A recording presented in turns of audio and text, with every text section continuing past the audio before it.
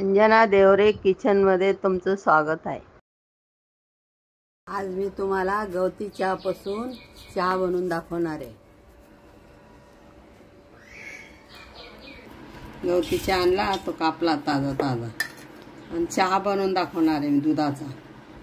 एवढी चहा पावडर टाकायची,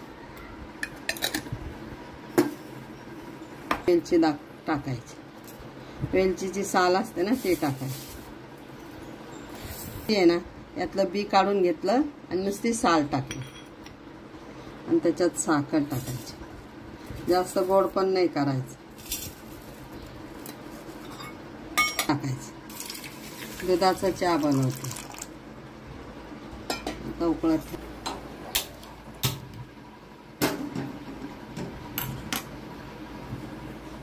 राहायचा चहा।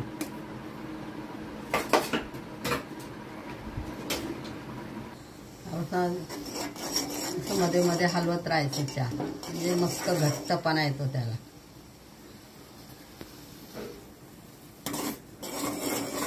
आता बंद करायचा चहा।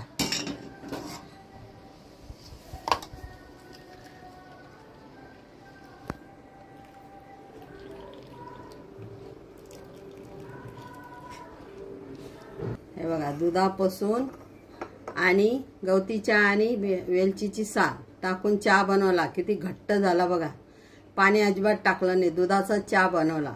असा चहा करून बघा, पिऊन बघा, कमेंट करा आणि लाईक करा।